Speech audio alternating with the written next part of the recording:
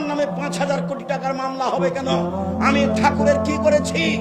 ঠাকুর বলেছে ও কালিমা তোমার আকাশ, ও মা তোমার বাতাস। আমি বলেছি ও ঠাকুর তোর বাপের আকাশ, কালিমার বাপের আকাশ। ঠাকুর জাতির শত্রু, ঠাকুর বাঙালির শত্রু, ঠাকুর জাতির শত্রু, ঠাকুর বাঙালির শত্রু, ঠাকুর ঢাকা বিশ্ববিদ্যালয়ের শত্রু, ঠাকুর বাংলা ভাষার শত্রু। আরে ঠাকুর হলো ইংরেজদের দালাল। যেদিন আমি মুসলিম ইংরেজদের নির্যাতনে জেলে আছি, সেই দিন ঠাকুর লন্ডনে থাকে। এর নাম ঠাকুর। ঠাকুর সবচেয়ে বড় বদ মানুষ এই বাংলার ইতিহাসে, ভারতের পাতায় সবচেয়ে বদ মানুষ এই ঠাকুর। যতবার বলেছে ও মা তোমার আকাশ, ও মা তোমার বাতাস, ততবার ঠাকুর বলেছে ও কালিমা তোমার আকাশ, ও কালিমা তোমার বাতাস।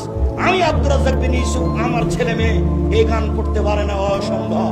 আপনার মতো কাপুরুষের সন্তান করতে পারে, আপনাকে আমি শিক্ষিত মনে করি না। আমি যে অশিক্ষিত, আপনি এই কথা আমি আজ থেকে 30 বছর আগে বলেছি। আপনাকে, আপনার ছেলেকে, আপনার মেয়েকে, আপনার বাপকে, আপনার জাতিকে, আপনার বংশকে যদি আমি অশিক্ষিত প্রমাণ করতে না পারি, জাতির সামনে বক্তব্য দেব না। নতুন এই কথা বলিনি, বাংলার মাটিতে 30 বছর থেকে বলে আসছি। বিদ্যা কাকে বলে আগে নিজেকে জানতে হবে, তারপরে বাচ্চাকে বিদ্যা দিতে হবে। আপনার বাচ্চা বিদ্যাই এটা বুঝতে পারলো না। বলেছি আমি 71 সাল থেকে এখন পর্যন্ত কোন শিক্ষিত মানুষ শিক্ষামন্ত্রী হয়নি এদেশে। যাওয়ার সময় একটা বই সাথে নিয়ে যাবেন, বইয়ের নাম হচ্ছে শিক্ষা বনাম জাহেলিয়াত।